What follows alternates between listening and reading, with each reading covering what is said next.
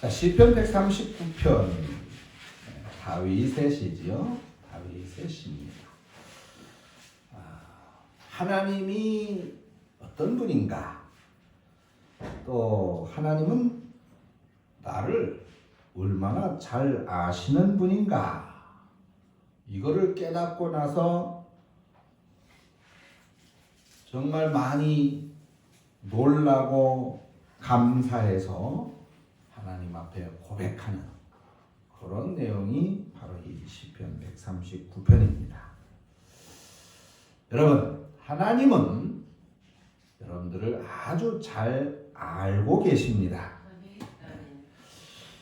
아마 성경 전체에서 보면 하나님이 나를 얼마나 세밀하게 정확하게 아시는지 오늘 이 시편을 말씀을 보면 그야말로 우리가 자세히 알 수 있을 것 같아요. 우리가 보통 하나님은 나를 잘 아셔. 하나님은 나를 잘 알고 계실 거야. 그랬을 때 얼만큼 하나님이 나를 안다는 걸로 나는 이해를 하고 그 말을 하는 것일까?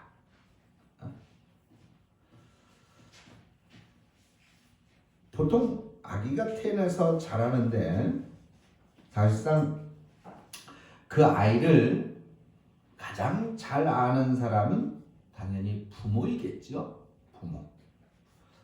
그 사람의 어떤 성격이라든지 습관이라든지 그 사람이 뭘 좋아하는지 아마 그 부모가 잘 알 겁니다.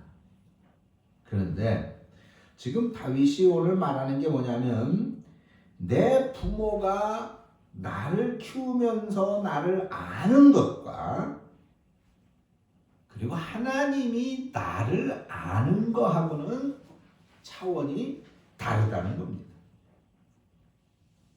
쉽게 해서 하나님은 나를 너무나도 잘 아신다는 거예요.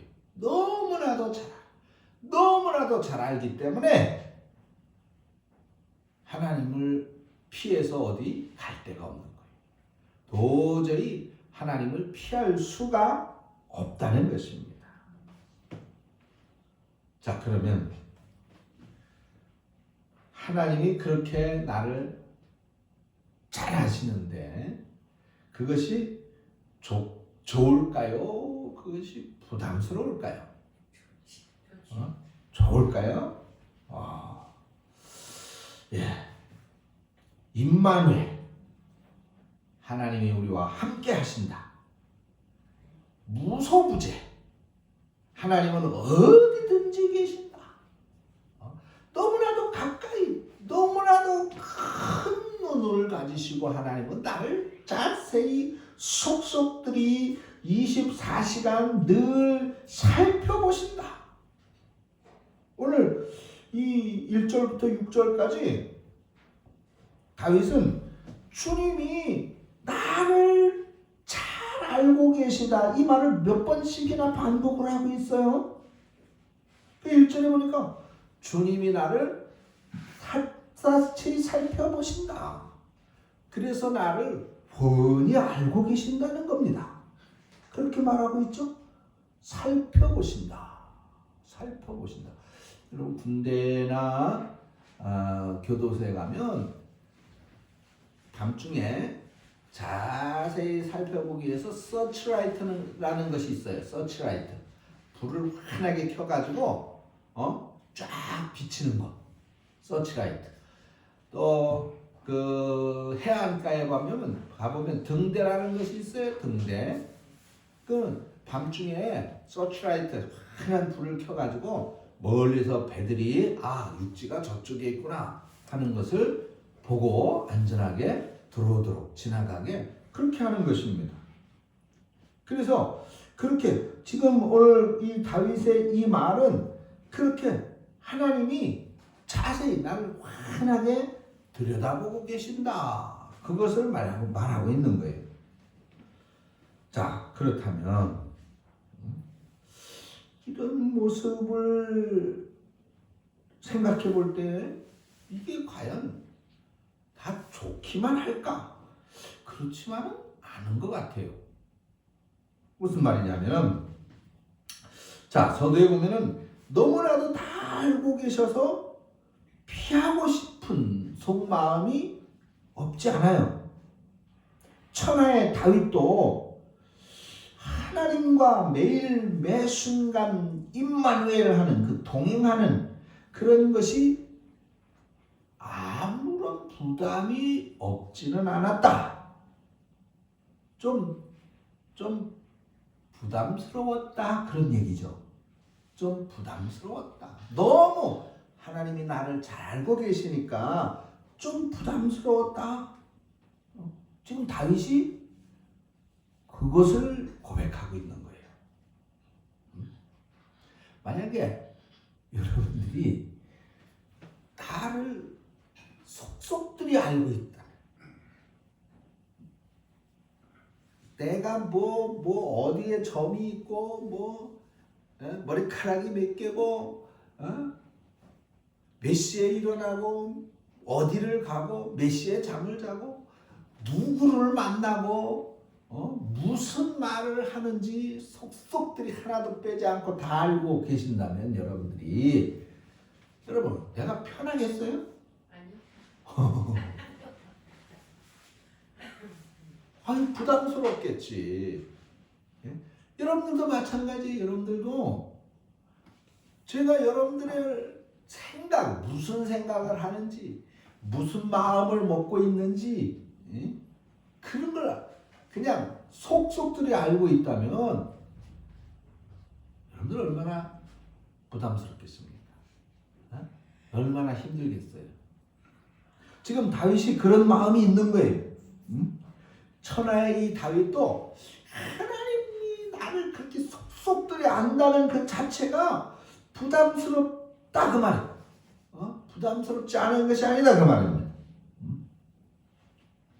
무슨 얘기냐면 말씀드린 것처럼 내가 잘 가는 것 주님 그때마다 따라오시면 좀 그렇겠잖아요. 만약에 제가 어디에 가든 어디에 있든 무엇을 하든 여러분들이 늘 함께 한다고 생각을 해보세요. 부담스럽다 그 말입니다. 오늘 다윗도 지금 그걸 말하고 있는 거예요. 그래서 지금 사실은 다윗이 그렇게 하나님을 사랑하는 다윗이 사실 속마음은 뭐예요? 하나님을 좀 피해 보려고 엄청 노력을 하고 애도 써보고 시도도 해봤다고 고백하고 있는 거예요.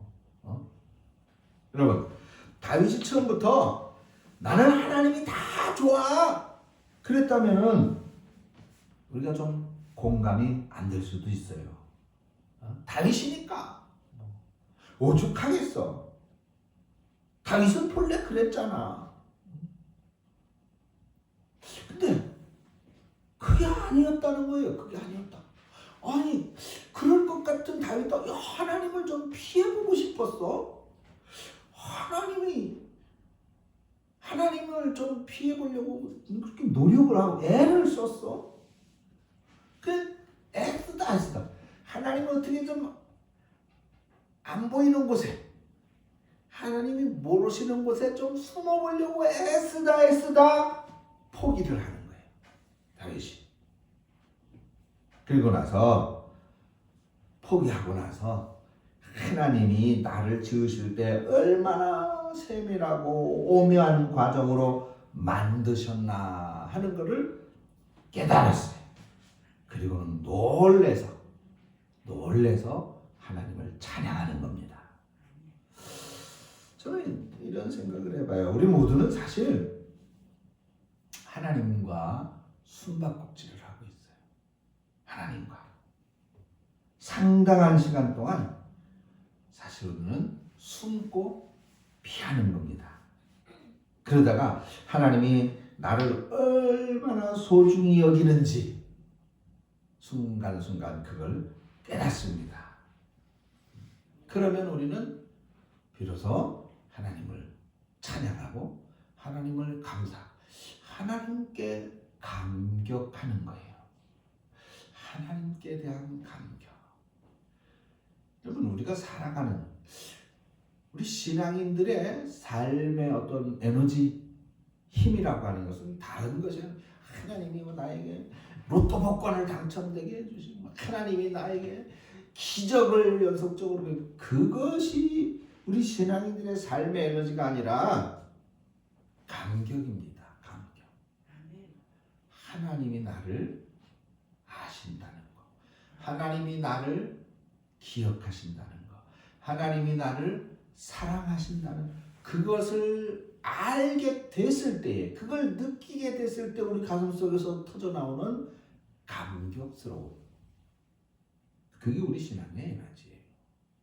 그게 있어야 살아요. 우리는 그게 있어야 사는 사람들입니다. 그 다윗은 지금 그걸 깨닫고 하나님을 좀 피해보려고 그러다. 하나님, 나는 이렇게 살고 싶지 않아요. 하나님 뭐 맨날 나보고 그렇게만 하라고, 난 이렇게도 좀 살아보고 싶어요. 그래서 도망쳐보고 피해보려고 애쓰다 그 모든 것이 하나님의 기가 막힌 사랑이라는 것을 깨닫고 그 사랑 앞에서 깜짝 놀라는 거예요. 감격하는 거죠. 감격하는 거. 자, 7절을 보세요. 7절. 시편 139편 7절의 말씀에 보니까 놀라운 고백이 있어요. 내가 주의 영을 떠나 어디로 가며 주의 앞에서 어디로 피하리까? 지금 놀랍게도 다윗이 하나님을 피해 다녔다고 말합니다. 이 사실이에요. 다윗도 이게 지금 다윗의 깊은 속마음이거든요. 자, 다윗의 일생이 기록되어져 있는 성경이 어디예요? 사무엘상이죠. 거기에 보면 그 사무엘 하에 이르기까지 다윗의 기록 자세히 나오고 있어요. 다윗의 어려서부터 고난당하는 과정서부터 왕이 되는 과정, 그리고 또 반역을 당해서 그 비참한 그런 모든 과정들이 다 나오잖아요. 그런데 그 어떤 곳에, 그 사무엘상하 그 어떤 곳에도 내가 하나님을 피하여 숨고 싶었다라는 이런 고백은 나오지 않습니다.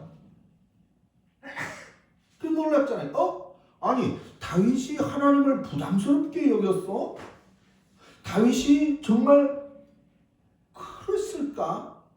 우리는 그런 생각이 들 만큼 정말 이 부분은 흥미로운 부분이 아닐 수가 없어요. 그런데 사실 어떤 사람도 실제로 하나님을 만나기를 피하고 부담스러워서 하나님을 오랫동안 떠났든지, 아니 그렇게까지 뭐 외부로 일탈이 없었다 하더라도 하나님을 만났을 때 하나님 너무 좋아요, 그래서 그냥 하나님 품으로 달려가 안기는 그런 모습만은 아니다 라는 것입니다. 그래서 7절, 내가 주의 영을 피해서 어디로 가며 주의 얼굴을 피해서 어디로 도망치겠습니까?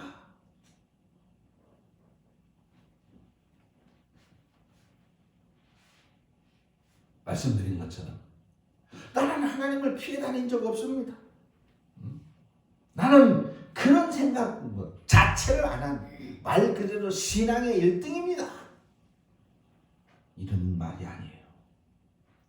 하나님을 피해서 살 수 있는 그런 인생이란 사실은 없지만은, 그렇지만 나도 엄청 하나님을 떠나서 하나님을 피해서 좀 살아보려고 너무나도 안간힘을 써봤다. 지금 다윗은 엄청난 고백을 하고 있습니다. 8절, 9절, 10절 마찬가지. 다윗답지 않은 내용이 나온 것입니다. 뭐라 그럽니까? 내가 하늘 높이 끝까지 올라갈지라도 뭐 때문에 하늘 끝까지 갔을까요? 주님을 피해서죠. 그 마음에 주님이 부담스러웠어요. 수월 지옥에까지 내려가서 내 자리를 펼쳐봤다. 수월 땅 끝입니다. 땅 아래, 지하, 땅 밑에. 구약에서 수월은 삶의 밑바닥 구덩이, 지옥, 음부라고 할 수 있습니다. 그래, 그 지옥의 아랫목이라고 말해도 좋을 만큼 수월이라고 하는 것은 하나님이 안 계신 것을 상징하고 의미하는 거예요. 그런데 다윗이 거기까지도 가봤다는 거예요.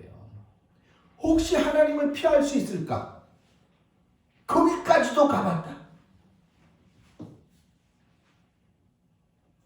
물론 이것은 다윗의 이 일탈이 바깥으로 드러난 그런 것은 아니지요. 아마 내적인 지금 처절한 씨름이에요. 처절한 내적인 갈등이죠. 구절도 그래요. 동쪽 바다 끝까지도 가봤다. 거기 가면 주님이 혹시 안 계실까? 그렇게 주님이 안 계신 곳 혹시나 어디 없는지 그렇게 절박하게 찾아다녔다. 지금 그 고백이 8절 9절 10절. 내가 사백 날개를 치며 바다 끝까지 가서 거기서 살아보려고 했다. 그렇게 말하고 있잖아요.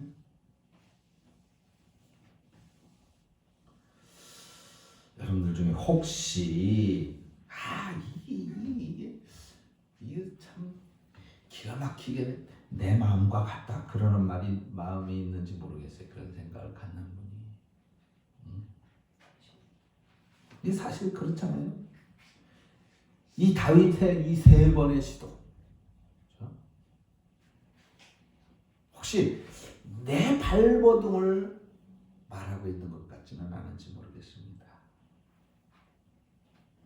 오늘 저도 물론 마찬가지죠. 저도 여기 있는 우리 모두 어느 누구도 한 번도 주님을 피해서 주님을 떠나서 살아보고 싶은 그런 마음이 전혀 없었다. 그렇게 고백 자신 있게 할 수 있겠습니까? 우리가 예수 믿고 하나님을 내 인생에서 만나는 단계에서도 우리는 정말로 많은 경우 하나님과 사실 숨바꼭질 했잖아요. 안 오려고, 안 가려고, 피해보려고. 무슨 그냥 그 참게만한 이유와 핑계가 생기면 오늘 교회 이것 때문에 안 가야지. 그래서 저는 목사님 오늘 뭐가 생겼어요. 그래서 교회 못 가요. 아니 그랬잖아요. 오늘은 여기 계시지만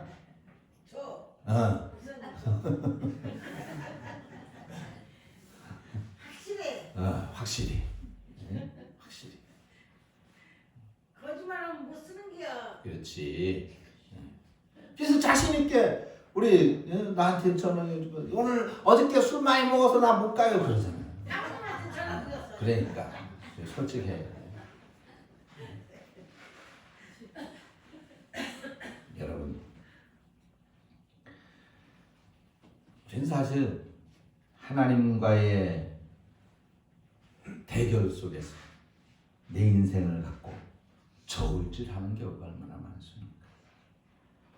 하나님 손에 너무 꽉 잡혀 살면 오직 하나님, 오직 예수님 그렇게 살면 나는 너무 손해나는 삶이 아닐까?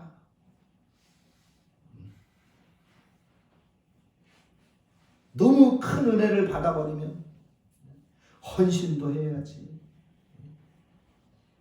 목사님 선교갈 때마다 따라오라고 또 쫓아가야지.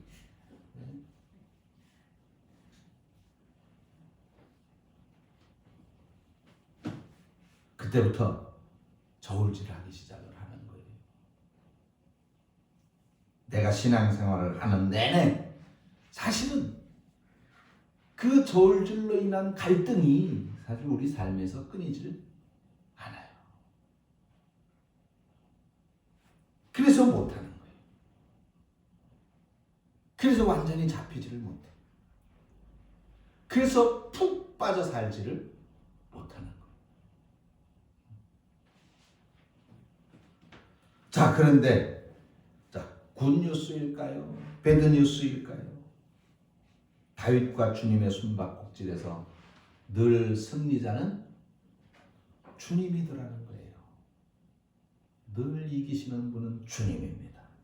도망가고 피하고 멀리해보고 별짓 다 했는데 가는 곳마다 거기 주님이 계시대잖아요. 하늘에 올라갔는데 거기도 계시고, 수월에 내려갔는데 거기도 계시고, 바다 끝까지 갔는데 10절에 거기서도 주님의 손이 나를 이놈아 하고 붙잡고 계시더라는 겁니다. 나는 주님의 손을 뿌리치고 도망가고 싶어서 애를 쓰는데 가는 곳마다 주님의 손이 나를 붙잡고 계세요. 나를 붙잡고 계세요. 이것이 신앙생활인데, 여러분, 아이가 아장아장 걷기 시작하고 폴짝폴짝 뛰기 시작하고, 그래서 그 아이가 어느 곳이든 가려고 할 때에 부모는 어떻게 합니까? 그 아이의 손을 꼭 붙잡고, 심지어는 그 아이의 허리에 줄을 매서 부모의 손에 매는 경우도 있잖아요. 더 이상 멀리 가지 못해, 위험한 곳으로 가지 못해. 똑같은 거예요. 똑같은 거.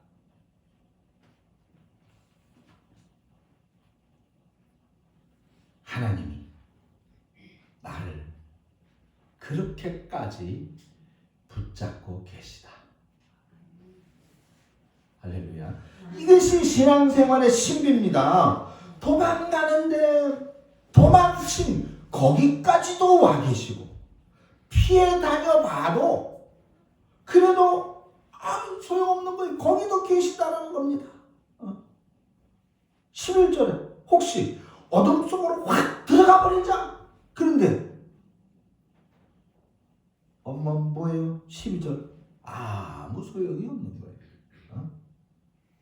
12절 보면 주님 앞에는 어둠도 어둠이 아니고, 어둠 속에 숨어도 주님이 빛을 비추면 그 어둠이 맥을 못 쳐요. 거기도 주님이 와 계시기 때문입니다. 오늘 본문의 2절부터 6절까지를 자세히 보세요. 이게 정말 감사해서 한 말인지, 정말 부담이 돼서 한 말인지 사실 얼른 분간할 수가 없지요. 근데 다윗은 하나님을 내가 피할 수 없다는 것을 말하고 있습니다. 나를 얼마나 정확히 아시는지를 고백하고 있어요. 주님은 내가 앉고 일어서는 것까지도 아신다. 어디에 앉는지, 어디서 일어서는지를 아신다. 3절을 멀리서도 내 생각을 아신다. 내가 무슨 생각, 무슨 마음을 품는지 아신다. 샅샅이 서치라이트를 비춰보신다. 3절에 내가 어떤 길을 가거나, 이것은 내가 잘 다니는 길목, 그 길까지도 주님이 아신다. 혹시 내가 가지 말아야 할 곳에 간 것도 주님이 아신다. 내가 눕지 말아야 될 곳에 누운 것도 아신다. 4절에 내가 혀를 놀려 말을 하기 전에 이미 내가 하려고 하는 말을 다 아신다는 겁니다. 말을 하기 전에 속으로 한 생각조차도 아신다는 거예요. 그런데 왜 하나님이 이렇게까지 하느냐? 하나님께서 그렇게 아셔야 되는 이유가 5절에 나오고 있는 거예요. 다윗이 사실을 깨닫게 됩니다. 그렇게 해서 내 인생을 어떻게 해요? 지켜주려는 겁니다. 지켜주려는 겁니다.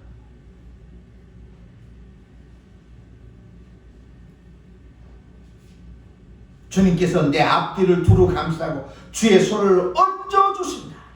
주님의 강한 팔로 주님의 손을 얹어주신다. 주님이 나를 보호해 주셔야 내 인생, 내 영혼이 안전하기 때문입니다. 믿으십니까? 다윗이 이것을 깨닫고 충격을 받아. 6절입니다. 다 같이 6절을 한번 읽어보겠습니다. 시작. 이 지식이 내게 너무 귀하니 높아서 내가 네 지지 못하나이다. 이 부분 여러분 그렇게 읽으면 안 돼. 이 지식이 내게 너무 귀하니 높아. 좀 감정을, 이 지식이 내게 너무 귀하니 높아서 내가 등에 미치지 못하니. 이렇게 읽어야지.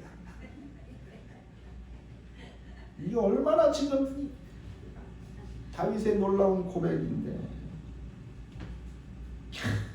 왜 하나님이 내가 그렇게까지도 피해 다니는데 하나님이 끝까지 열심히 나를 따라오시는가? 그 이유를 이제 깨달았다는 거예요. 하나님은 우리가 하나님 피해 다닐 때 하나님이 아이고 그래 네 맘대로 가서 살아봐 하고 손을 놔버리면 큰일 난다는 거를 아시는 겁니다. 아기가 아까 말씀드렸잖아요. 엄마 손을 놓고 물가로 달려가면 아예 엄마가 그래 너 그래 가서 한번 빠져봐 어떤지 그러고 그냥 보고 있겠어요? 그럴 수 없잖아요. 우리 주님은 그런 위험성을 다 아신다는 거예요. 아신다는 거. 주님을 멀리 떠나 살면 빛을 멀리 떠난 것과 같다는 겁니다. 그 인생이 어둠으로 들어가는 것입니다.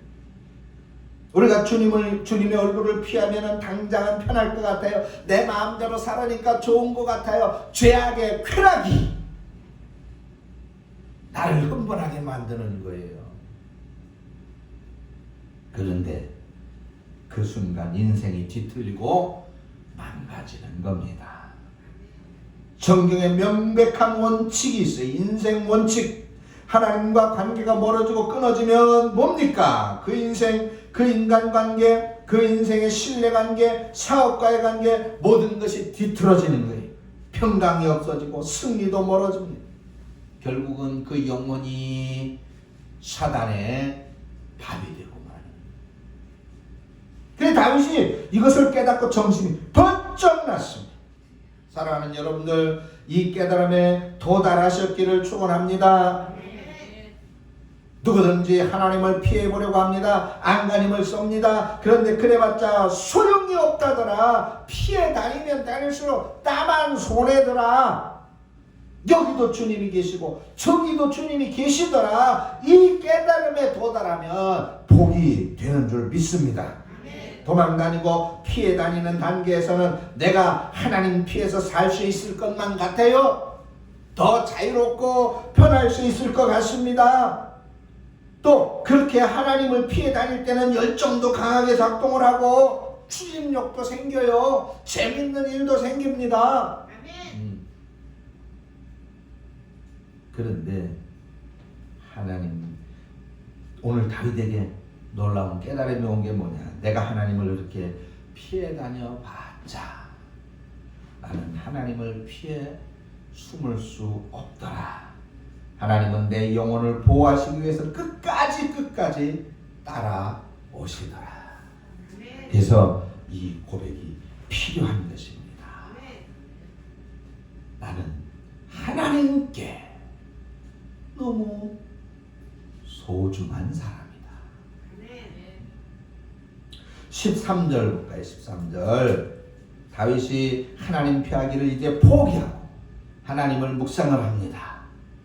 하나님이 도대체 나를 왜 포기하지 아니하실까? 보니까 하나님이 나를 지으셨는데 어떻게 지으셨나? 어떻게 창조하셨나? 그게 깨달아지는 거예요. 하나님이 나를 지으실 때 내 속에 무슨 일이 있었나? 다윗이 이 사실을 깨닫게 됩니다. 그리고는 진심으로 행복을 하죠. 하나님은 정말로 우주 만물을 창조하신 위대하신 분. 그런데 우리를 어머니 뱃속에서 날 만드실 때 얼마나 섬세하게 세심하게 만드셨는지, 내 장기를 창조하시고 내 모태에서 나를 다 짜 맞추셨나이다. 참 신기하잖아요. 여러분들 다 아기 임신도 해보고 아기도 낳으셔 이렇게 해보셨잖아요. 그 초음파 사진으로 볼 때는 요만한 그게 점인지 애기인지 생명인지도 알 수 없는 요만한 게 그 사진에 찍혀 나오고 그게 애기입니다. 그 우리 은혜 임신했을 때 보니까 이게 애기야. 사실 우리 때는 초음파 사진 그런 것도 없었어요. 눈 찍혀 나오더라고요. 그러더니 또 뭐 몇 주 지나니까 이만큼 컸습니다. 뭐 3cm입니다. 야, 3cm는 요만한데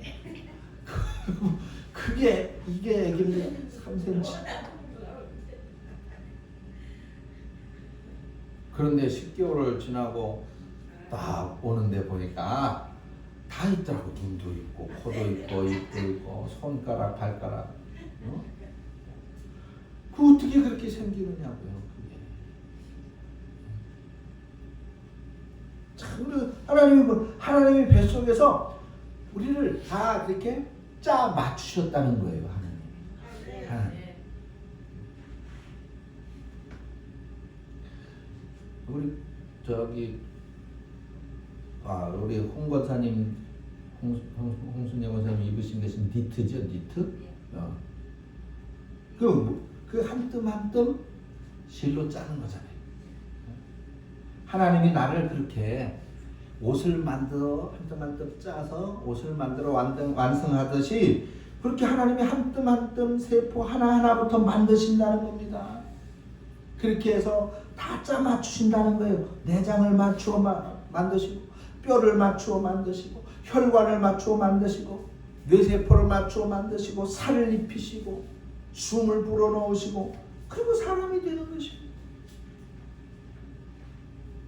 창세기 1장에 하나님이 아담을 만드셨다고 할 때 하나님은 아담을 그냥 세포 하나부터 만들어 그렇게 만드셨죠? 만드셨나요? 그건 아니죠. 건장한 청년을 흙으로 빚어가지고 그렇게 건장한 청년으로 만드십니다. 하와를 만드실 때도 똑같이 뱃속에 어린 그냥 이만한 처음 하나부터 시작하신 게 아니라 그 다 큰 처녀로 그렇게 만드셨어요. 그런데 그 이후 아담과 하와는 하나님이 그렇게 만드셨는데 그 이후 모든 사람들은 태아의 상태로 만드셨습니다. 14절에 다윗은 어떤 계시 상태에서 마치 초강력, 초음파, 울트라 사운드 탐지기로 태아의 모습을 살피는 경험을 다윗이 하게 되는 그런 모습을 보여주고 있습니다. 근데 그 광경을 보고 너무 놀래요. 너무 신비로워요. 내가 이렇게 빚어진 과정이 너무 오묘하다는 것입니다. 뱃속에서 태아가 자라는 과정을 보면 정말 신비롭잖아요. 그래서 성경에는 뭐예요? 이게 신묘막측하다 그랬어요. 신기하고 묘하고 측량이 불가능하다. 뭐라고 말로 표현할 수가 없다. 아마 오늘 이 장면이 다윗이 하나님이 하시는 일을 노래한 것 중에 가장 섬세하심을 찬양한 그런 것이 아닐까 생각을 합니다. 우주 만물을 찬양할 때는 마치 천체 만경을 보고 그 영광에 놀라는 것이라면 오늘 이 태아를 지으시는 장면은 마이크로 현미경을 들여다보면서 놀라워하는 것과 같은 15절 은밀한 지으심입니다. 나를 조립했어요. 표현이 좀 거칠죠. 이 다윗이 깨달아요. 사실 내 뼈 한 조각도 주님 앞에서 숨길 수가 없다는 거예요. 왜? 하나님이 한 조각 다 만드셨기 때문이라는 것이죠. 이게 아예 그냥 내가 숨는 게 아니라 내 몸의 세포 하나조차도 숨길 수 없고 뼈마디 한 조각조차도 숨길 수 없고 머리카락 하나까지도 숨길 수 없이 다 하나님이 세신다는 것입니다. 그래서 저는 이렇게 믿습니다. 사람은 주님이 만드신 하나님의 형상이라는 거예요. 어떤 인간도 무시당하거나 차별당해서는 안 됩니다. 아무리 비천하게 보이는 길바닥의 노숙자라도 그를 무시하는 것은 그 존재를 만드신 하나님을 욕되게 하는 거예요. 왜 그래? 하나님이 지으신 사람이에요. 하나님이 지으신 사람은 그 어떤 사람도 하나님의 눈에는 너무나도 소중한 존재이기 때문입니다. 16절에 주님은 내 형질이 갖추어지기 전에, 영어님 unformed body, 내가 사람으로 만들어지기 전에, unformed,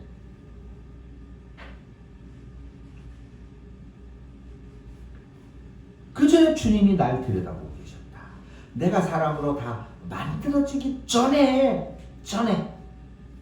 주님이 나를 보시고 계셨다는 것.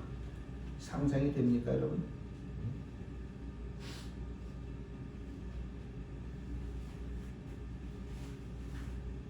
하나님이 그렇게 나를 그렇게 소중히 여기신다는 거예요.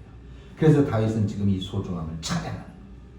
너무나도 내 자체가, 내 자신이 하나님 앞에 소중하다, 존귀하다 이 말이에요. 너무나도 존귀하다. 이게 바로 자존감입니다. 내가 무엇을 성취해서가 아니라 내 존재 자체가 주님이 그렇게 소중히 여기는 내 존재 자체가 하나님 앞에 그런 소중한 작품이라는 거예요. 그리고 이제 나를 주님의 생명책에 기록하셨다고 선포합니다. 그래서 지금 내가 세상에서 사는 인생, 이것은 정말 소중하고 존귀하다. 왜 그래? 나를 만드시고 지으실 때 하나님께서 그렇게 소중히 여기시며 소중히 여기시기에 또한 분명한 목적이 있기 때문이라는 것이죠. 그것을 확신하는 거예요. 깨닫는 거예요. 나를 향한 주님의 생각, 주님의 계획이 얼마나 위대한 것인지 그것을 깨닫는 겁니다. 그래서 17절, 18절에 그걸 고백하고 있어요. 하나님이여, 주의 생각이 내게 어찌 그리 보배로우신지요. 나를 향한 주님의 생각 자체가 신기하고 놀랍도록 보배롭다. 그리고 그 생각이 어찌 그리 많은지요. 도대체 내가 셀 수가 없습니다. 와, 하나님이 나를 향한 그 계획과 섭리와 사랑이 무엇으로도 측량할 수가 없다는 거예요. 그리고 지금 그런 상태 속에서 내가 살아있다는 것은, 지금 내가 존재한다는 것은 하나님이 나를 통해서 하실 일이 아직도 너무너무 많이 남아있다라고 하는 것을 말하고 있는 것이다 그 말입니다. 그래, 여기까지 깨닫고 난 아마 다윗은 숨도 못 쉴 정도로 그렇게 놀란 상태에서 지금 자기를 지으신 하나님을 높이 찬양하고 있습니다. 그래서 주님은 나를 이렇게 잘 아시는구나. 그래서 주님은 나를 그렇게 지키시는구나. 그래서 주님은 내가 좀 어디로 도망가서 좀 신앙생활 없는 내 자유로운 삶을 살고 싶어도 그게 안 되는구나. 하나님은 단 한 번도 결코 나를 포기하지 아니하시고 나를 따라오시는구나. 그걸 깨닫습니다. 그러니 이제는 도망칠 이유가 없죠. 그럴 필요가 없죠. 그걸 깨닫고 나니까 그 하나님의 나를 향한 그 열심이, 하나님이 나를 향한 그 억척스러움이, 그것이 너무나도 위대한 하나님의 사랑 때문이고 또한 내 삶에 대한 하나님의 계획 때문이고, 그것을 깨닫게 되고 그 하나님의 위대한 계획과 사랑 속에서 나의 존재감이 다시 살아나게 되니 얼마나 기분이 좋겠습니까?